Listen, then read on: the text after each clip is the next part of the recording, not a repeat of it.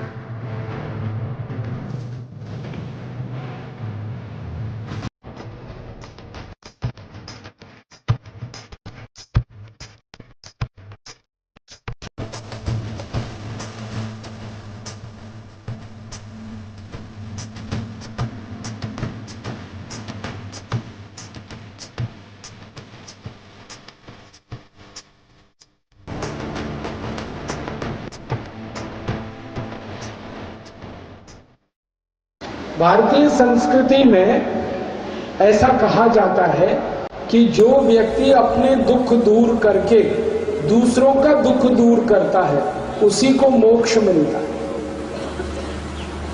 भारतीय संस्कृति में अंतिम लक्ष्य है मोक्ष की प्राप्ति। धर्म अर्थ काम मोक्ष का हमारा संस्कृति है। मोक्ष प्राप्ति अंतिम जीवन का उद्देश्य है और मोक्ष प्राप्ति के लिए जो रास्ता है वो ये है कि स्वयं का दुख दूर करना, फिर दूसरों का दुख दूर करने का प्रयास करना। जो व्यक्ति अपना बीमारी ठीक करे और फिर दूसरों का बीमारी ठीक करने के लिए प्रयास करे वो सभी को मोक्ष मिलता है। तो आप योग प्राणायाम सीखें, आयुर्वेद का ज्ञान लें और आपका दुख दूर हो जाएगा। फिर दूसरों को योग प्राणायाम सिखाएं और आयुर्वेद बताएं तो उनका भी दुख दूर होगा, तो आप सभी को मोक्ष मिलेगा। और मोक्ष से बड़ी तो कोई चीज नहीं है भारतीय दर्शन।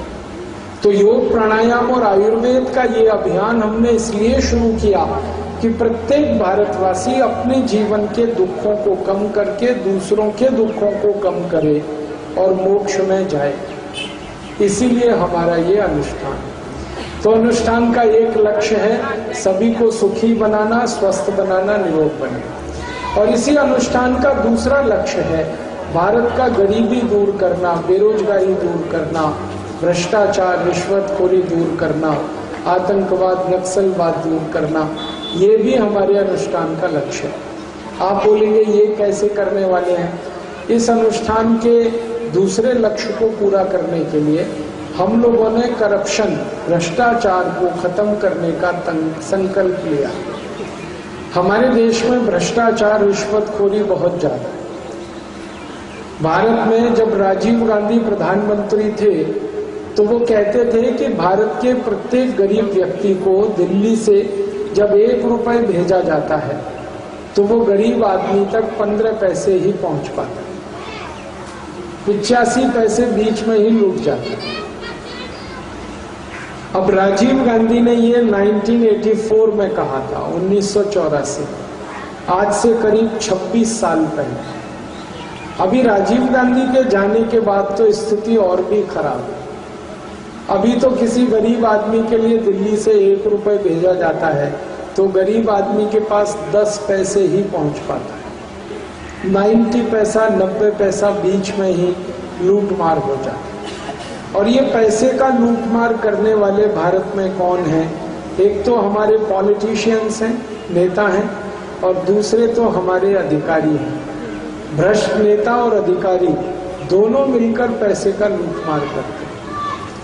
हमारी भारत सरकार के बहुत सारे डेवलपमेंट के फंड्स सभी पॉलिटिशियंस और ब्यूरोक्रेट्स लूट लेते हैं। हमारे भारत देश में केंद्र सरकार का, राज्य सरकार का, जिला सरकार का, नगर पालिका सरकार का और ग्राम पंचायत का 5 स्तर पर जो फंड्स कलेक्शन है उसका 85 से 90% लूटमार होता है। और ये कितना है ये 18 से 20 लाख करोड़ रुपए जो लूट मार होता। और ये सारे जो नेता हैं, ये सभी पैसे को लूट मार करके विदेशी बैंकों में, फॉरेन बैंक्स में जमा कर देते हैं। हमारे भारत के जो भ्रष्ट नेता और अधिकारी हैं, उनका अभी फॉरेन बैंक्स में 330 लाख करोड़ रुपीस डिपॉजिट है, 330 लाख करोड़ रुपए। और ये सारा धन आपका टैक्स का, मेरा टैक्स का, उसमें से लूटा है और विदेशों में जमा कर दिया। अभी हमने एक संकल्प लिया है कि भारत के नेताओं ने ये जो धन लूटकर विदेशों में जमा किया है, इस धन को भारत में वापस लाना है और इसी धन से भारत का गरीबी को मिटाना है, बेरोजगारी को मिटाना है। आप बोलेंगे क्या ये धन वापस आ सकता है? हाँ, आ सकता है। इसको वापस लाने के लिए सुप्रीम कोर्ट का मदद लेकर हम इस धन को वापस ला सकते हैं। और भारत का सुप्रीम कोर्ट में एक पिटीशन फाइल किया गया इसी के लिए, और वो पिटीशन को बहस करने का काम कर रहे हैं श्री राम जेठमलानी, एक मशहूर वकील हैं। और ये पिटीशन अभी सुप्रीम कोर्ट में स्वीकार हुआ है और इस पर सरकार को नोटिस इशू हुआ है। और पिटीशन पर गवर्नमेंट ऑफ इंडिया को सुप्रीम कोर्ट ने नोटिस दिया है कि विदेशी बैंकों में किसका कितना पैसा जमा है, ये सरकार जल्दी से सुप्रीम कोर्ट को बताए। अभी अच्छा ये हुआ कि सरकार को सुप्रीम कोर्ट ने ऑर्डर किया और अभी सुप्रीम कोर्ट के ऑर्डर से सरकार इस धन का पता कर रही है। 34 कंट्रीज में ये धन का पता चल गया है। थोड़े दिन में बाकी देशों में भी पता चलेगा और सुप्रीम कोर्ट में ये पूरी जानकारी आने के बाद हम अपील करेंगे कि इस पूरे धन को भारत का राष्ट्रीय संपत्ति बना दिया जाए और ये पैसा पूरा भारत में वापस आ जाए। इसके लिए हम प्रयास करें। उम्मीद है कि 2011 के अंत तक ये कार्य हो जाएगा सुप्रीम कोर्ट। और अगर नहीं होगा तो हम फिर भारत के पार्लियामेंट में एक बिल लेके आएंगे और इसके लिए कई एमपीज के साथ हमने बात कर लिया है और कुछ एमपीज ये बिल पार्लियामेंट में इंट्रोड्यूस करेंगे। और वो बिल इस बात के लिए होगा कि विदेशी बैंकों में जो 330 लाख करोड़ रुपए डिपॉजिट है वो भारत का राष्ट्रीय संपत्ति है। जब ये बिल पार्लियामेंट में आएगा तो इस पर डिबेट होगी। डिबेट के समय हम देखेंगे कि कौन कौन एमपीज इसको विरोध कर रहे हैं, अपोज कर रहे हैं। जो एमपीज इसको विरोध करेंगे, पक्की बात है कि बेईमान वही हैं, पैसे उन्हीं के हैं और अकाउंट्स भी उन्हीं के। तो सारे देश को पता चलेगा बेईमान एमपीज कौन कौन है। और पार्लियामेंट में अगर बेईमान एमपीज ज्यादा हो गए तो ये बिल तो गिर जाएगा और अगर ईमानदार एमपीज ज्यादा हो गए तो बिल पास होगा। बिल पास होगा तो कानून बनेगा, कानून बनेगा तो पैसे आ जाएंगे। और बिल अगर नहीं पास हुआ तो हम फिर नेक्स्ट स्टेप हम जो लेने वाले हैं वो हमारा ये है कि 2014 में जब जनरल इलेक्शन होगा पार्लियामेंट का, वो टाइम पर पूरे देश में से 400 मेंबर ऑफ पार्लियामेंट्स को हम इलेक्ट करके लाएंगे और फिर इस बिल को पास कराएंगे और फिर उसके बाद कानून करेंगे।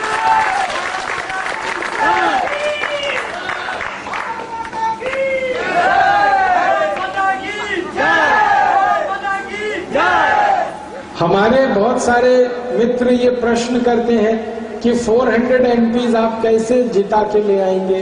बहुत सिंपल है, एक सन्यासी ने ये संकल्प लिया है और सन्यासी के लिए कोई भी काम असंभव नहीं है। सन्यासी का सभी काम पूरा हो। परम पूजनीय स्वामी रामदेव जी एक सन्यासी, उन्होंने ये संकल्प लिया और उनके साथ ऐसे 70 और दूसरे सन्यासियों ने भी संकल्प लिया। हमारे भारत में एक बड़े महान संत हैं परम पूजनीय स्वामी सत्यमित्रानंद गिरी, उन्होंने ये संकल्प लिया है 2014 में जब ये पार्लियामेंट इलेक्शन होगा, परम पूजनीय स्वामी सत्यमित्रानंद जी कहते हैं मैं एक एक पार्लियामेंट्री कॉन्स्टिट्यूएंसी में जाऊं। और एक संत है परम पूजनीय स्वामी अवधेशानंद गिरी, एक है परम पूजनीय स्वामी गोविंद देव गिरी, एक है परम पूजनीय स्वामी जयेंद्र सरस्वती शंकराचार्य कामकोटि कांचीपुरम। एक है परम पूजनीय स्वामी मुरारी बापू। एक बहुत बड़े संत हैं परम पूजनीय स्वामी सुधांशु महाराज। एक बहुत बड़े संत हैं परम पूजनीय रमेश भाई ओझा। ऐसे 70 संतों ने संकल्प लिया और वो सब मिलकर जाएंगे 2014 के इलेक्शन में, और 400 एमपीज तो आराम से जीत कर आ जाएंगे, क्योंकि ये सब सन्यासियों के जो भक्त हैं पूरे देश में, वो भक्त अगर एक साथ मिलकर वोटिंग करेंगे तो 500 से ज्यादा एमपीज जीत जाएंगे, कुछ प्रॉब्लम नहीं। और एक बार ये एमपीज जीत के आएंगे तो कानून बनेगा, बिल पास होगा, 330 लाख करोड़ रुपए विदेशों से वापस आ जाएगा। और इस पैसे को अगर भारत के सभी नागरिकों में हम बांटें, इसका सोना खरीदें, गोल्ड खरीदें और वो सभी भारतवासियों को दे दें, तो भारत के हर एक परिवार को 100 किलोग्राम सोना दान में दे सकते हैं। 100 किलोग्राम गोल्ड। अगर इस पैसे को भारत के गांव में बांट दें, प्रत्येक गांव को 100 करोड़ रुपए दे सकते। प्रत्येक जिले को अगर ये पैसा दे दें तो हर एक जिले को 50,000 करोड़ रुपए दिए जा सकते। माने गरीबी बेरोजगारी तो संपूर्ण ठीक हो सकता है। हमारा ऐसा एक प्लान है कि ये जब भी पैसे वापस आएंगे 330 लाख करोड़, तो इससे गांव-गांव में हम इंडस्ट्रीज लगाएंगे। हर गांव में 100 उद्योग, हर एक गांव में 100 उद्योग, और हर एक गांव में 100 उद्योग लग जाएंगे तो 64 करोड़ 64 करोड़ भारतवासियों को उसमें नौकरी मिलेगी, रोजगार मिलेगा, और 64 करोड़ लोगों का बेरोजगारी तो समाप्त होगा, फिर गरीबी भी खत्म हो जाएगी। और ये जो पैसे आएंगे ये विकास के कार्यों में खर्च करेंगे, गांव-गांव में रोड्स बनाएंगे, हर गांव में स्कूल कॉलेज बनाएंगे, हर गांव में आयुर्वेदिक हॉस्पिटल बनाएंगे, हर गांव के चासी बंधुओं को चासी के कार्य के लिए जल का आवश्यकता होता है, तो उसके लिए तालाब और सरोवर हर गांव में बनाएंगे। हर एक गांव को तो 24 घंटे इलेक्ट्रिक सप्लाई देंगे। ये सारा डेवलपमेंट का कार्य करने के लिए मात्र 30 लाख करोड़ खर्च होगा, और धन हमारे पास 330 लाख करोड़। तो 30 लाख करोड़ खर्च कर देंगे, 300 लाख करोड़ फिर भी बचेगा। वो बचे हुए धन को बैंक में डिपॉजिट करें, फिक्स डिपॉजिट, तो उसका 1 साल का जो इंटरेस्ट है वो 30 लाख करोड़ आएगा। और उतना इंटरेस्ट अगर देश का उपयोग में आए तो टैक्स लेने का जरूरत ही नहीं पड़ेगा, सारे टैक्स माफ कर सकते हैं। और टैक्स माफ हो जाएंगे तो सारा महंगाई खत्म हो जाएगी। अभी हमें पेट्रोल है 55 रुपए 60 रुपए लीटर, टैक्स समाप्त होने के बाद पेट्रोल होगा 16 रुपए लीटर। अभी डीजल है 40 रुपए लीटर, टैक्स समाप्त होने के बाद 7 रुपए 50 पैसे लीटर। अभी कैरोसिन 20 रुपए लीटर, टैक्स समाप्त होने के बाद 3 रुपए लीटर होगा। एलपीजी सिलेंडर अभी 370 रुपए का होता है, टैक्स समाप्त होने के बाद ये 50, 55, 60 रुपए का तो हो जाएगा। नमक अभी 8 रुपए किलो है, टैक्स समाप्त होने के बाद 50 पैसे किलो हो जाएगा। सीमेंट एक बैग अभी 300 रुपए का आता है, टैक्स समाप्त होने के बाद 72 रुपीज का सीमेंट बैग आएगा। लोहा अभी 50 रुपए किलो है, टैक्स समाप्त होने के बाद 12 रुपए किलो हो जाएगा। कोई भी वस्तु सस्ती होगी। आप यदि कोलकाता में अभी घर बनाएंगे तो 10 लाख रुपए में घर बनेगा, टैक्स समाप्त होने के बाद यही घर 3 लाख में बन जाए। हमारे किसी भी परिवार के व्यक्ति को हम इंजीनियरिंग के लिए आईआईटी खड़गपुर भेजते हैं तो 5 साल का खर्च 5 लाख रुपए आता है, टैक्स समाप्त होने के बाद 70,000 रुपए में वो इंजीनियरिंग का पढ़ाई कर सके। अभी भी एमबीबीएस एमडी कराने में 40 लाख रुपए खर्च होता है, टैक्स समाप्त होने के बाद तो 4 लाख में एमडी हो जाए। सभी पढ़ाई सस्ती होगी, घर सस्ता होगा, घर बनाना सस्ता होगा, घर की वस्तुएं सस्ती होगी, महंगाई पूरी समाप्त हो जाएगी और सभी लोग तो थोड़े आराम से जीवन बिताएंगे, थोड़ा समृद्धि ज्यादा बढ़ेगी, घर खर्च कम होगा तो बचत ज्यादा बढ़ेगी और उससे देश की तो समृद्धि बढ़ेगी। ये हमारी प्लानिंग है। और एक बात हमें करनी है कि देश का सारा डेवलपमेंट होने के बाद, गरीबी बेरोजगारी समाप्त होने के बाद, महंगाई समाप्त होने के बाद, भ्रष्टाचार को समाप्त करने के लिए नया कानून बनाएंगे। और वो कानून ये होगा कि जो भी कोई रिश्वत लेगा और वो पकड़ा गया तो 3 महीने में उसको फांसी की सजा हो, फिर कोई रिश्वत नहीं है। जब 2-3 नेताओं को फांसी पे चढ़ा देंगे फिर सभी नेता सीधे हो गए। 2-3 अधिकारियों को फांसी हो जाएगी, सब रिश्वत लेना बंद करें। और अंत में हमें भारत की कुछ और सीरियस प्रॉब्लम सॉल्व करनी है। भारत का बहुत सारा भूमि चीन के कंट्रोल में है, वो वापस लेना है। 72,000 वर्ग मील भूमि है जो चीन के पास है, वो वापस लेना है। हमारा पाकिस्तान का वन जो हिस्सा है जम्मू कश्मीर का, वो 1/3 पाकिस्तान के पास है, वो वापस लेना है। इसके लिए संयुक्त राष्ट्र में भारत के समर्थन में प्रस्ताव कराना है और हमारा जमीन वापस लेना है। और एक काम हमें करना है कि भारत में अंग्रेजों का जब भी सरकार चलती थी तो वो जो कुछ भी लूट कर ले गए वो सभी वापस लाना। कोहिनूर हीरा अंग्रेजों ने लूटा, वो वापस लाना है। हमारा सोने का सिंहासन अंग्रेजों ने लूटा, वो वापस लाना है। भारत के मंदिरों से सोना लूटकर अंग्रेज ले गए, वो वापस लाना है। मैं आपको एक इतिहास का उदाहरण देता हूँ। एक अंग्रेज आया था, उसका नाम था रॉबर्ट क्लाइव।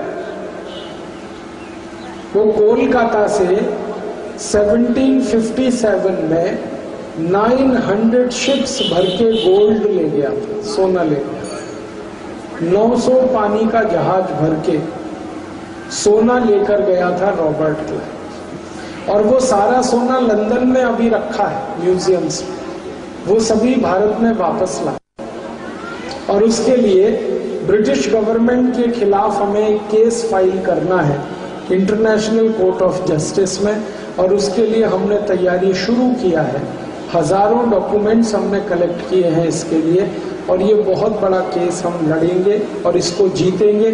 और 450 लाख करोड़ का गोल्ड अंग्रेजों से हम वापस लेंगे, 450 लाख करोड़। और इतना गोल्ड अगर भारत में वापस आएगा तो भारत सोने का चिड़िया नहीं, सोने का शेर हो जाएगा। भूतकाल में भारत सोने का चिड़िया था, अभी भविष्य में सोने का शेर बनेगा। सोने का चिड़िया कमजोर होता है, उसको कोई भी लूट लेता है। शेर को कोई नहीं लूट सकता, शेर को कोई टच भी नहीं करता। ऐसा भारत होना चाहिए। और इसके लिए पूरा भारत देश से 10 करोड़ नागरिकों का संगठन खड़ा करना है। परम पूजनीय स्वामी रामदेव जी ने ये अनुष्ठान शुरू किया। इसमें 10 करोड़ नागरिकों का मदद चाहिए और वही मदद मैं मांगने आपसे आया। आप भी हमारे इस अनुष्ठान में थोड़ी मदद करिए। आप बोलेंगे क्या मदद करें? हमको हमारे इस अनुष्ठान में 10 करोड़ मेंबर्स की जरूरत है। आप हमारे मेंबर बन जाइए। और इस अनुष्ठान में मेंबर बनने के लिए 11 रुपए दान देना होता है। 11 रुपीज का डोनेशन देकर आप मेंबर हो सकते हैं। आप 11 रुपीज तो डोनेट कर सकते हैं, कोई बड़ा धन नहीं है वो। तो आप मेंबर बने और 10 लोगों को और प्रेरित करें, वो भी हमारे मेंबर बने। इस समय सारे देश में हमने मेंबरशिप कैंपेन किया हुआ है। परम पूजनीय स्वामी जी इसी के लिए निकले हुए हैं। हर दिन 15 से 20 हजार लोगों को वो मेंबर बना रहे हैं। वो कोलकाता भी आने वाले हैं दिसंबर लास्ट वीक में, तभी बहुत बड़ा पब्लिक मीटिंग उनका होने वाली है और उसमें लाखों लोगों को वो मेंबर बनने के लिए कहेंगे। मैं भी आपसे यही कहने आया, आप एक एक मेंबर बने और 10-10 को कहें, वो 10-10 और 10-10 को कहें। पूरा कोलकाता से हमें 25-30 लाख मेंबर्स की जरूरत है। आप सब उसमें मिलकर सहयोग कर सकते हैं। और हम तो जीवन का सिद्धांत जानते हैं कि बूंद बूंद से घड़ा भर जाता है। थोड़ा थोड़ा सहयोग करें तो काम पूरा हो जाता है। तो आप सब थोड़ा थोड़ा सहयोग करें इस कार्य में। और एक सन्यासी ने ये कार्य शुरू किया है, परमपिता परमात्मा की कृपा से ये जरूर पूरा होगा। क्योंकि 70 और दूसरे सन्यासियों का इस कार्य में सहयोग है, आशीर्वाद है। तो हम सब मिलकर अपने भारत के इस बड़े अभियान को पूरा करेंगे और इस अभियान की मदद से भारत को सोने का शेर बनाएंगे, विश्व गुरु, जगत गुरु बनाएंगे, भारत का गरीबी, बेरोजगारी, भूखमरी को मिटाएंगे और भारत देश का हर समस्या का समाधान करते हुए भारत को स्वतंत्र, स्वावलंबी, स्वयंपूर्ण देश बनाकर अपने क्रांतिवीरों के सपनों का पूरा पालन करेंगे। भारत के लाखों क्रांतिकारियों ने इस देश को स्वतंत्र कराने के लिए अपना बलिदान किया। नेताजी सुभाष चंद्र बोस, लाला लाजपत राय, विपिन चंद्र पाल, अरविंदो घोष जैसे भारत के लाखों क्रांतिवीरों का बलिदान हुआ। 7,32,780 क्रांतिवीरों ने देश की आज़ादी के लिए बलिदान किया है। हम इस देश को आगे बढ़ाएंगे और जगत गुरु बनाएंगे। शहीदों ने, क्रांतिकारियों ने देश को आज़ादी दिलाई है। हम इस देश को जगत गुरु बनाएंगे, विश्व गुरु बनाएंगे, सर्वश्रेष्ठ बनाएंगे। गरीबी, भूखमरी, बेकारी, बीमारी सब समाप्त करके एक ऐसा देश जो आदर्श होगा सारी दुनिया में, वो हमें बनाना है। इसके लिए आपका सहयोग चाहिए और आपका सहयोग मेंबरशिप के रूप में चाहिए। आप मेंबर बने और दूसरों को बनाएं। मेंबर बनने के लिए सभी रिसीव बुक हमारे योग शिक्षकों के पास हैं, हमारे पदाधिकारियों के पास है। आप कभी भी उनसे वो ले सकते हैं और रिसीव बुक लेकर दूसरों को भी प्रेरित करके उनको मेंबर बनने के लिए आगे कह सकते हैं। इतना कहकर मैं आपका धन्यवाद दूंगा, आभार व्यक्त करूंगा। आप सब यहाँ आए, मेरी बातों को आपने सुना, इन बातों को ज़्यादा से ज़्यादा लोगों को प्रचारित करेंगे तो हम सब आपके आभारी रहेंगे और आप हमारे मेंबर बनकर दूसरों को मेंबर बनने के लिए प्रेरित करेंगे तो हमेशा इस कार्य के लिए हम आपके ऋणी रहेंगे। मैं बोलूँगा भारत माता की, हम सब बोलेंगे जय। भारत माता की, भारत माता की, भारत माता की, वंदे वंदे वंदे। धन्यवाद।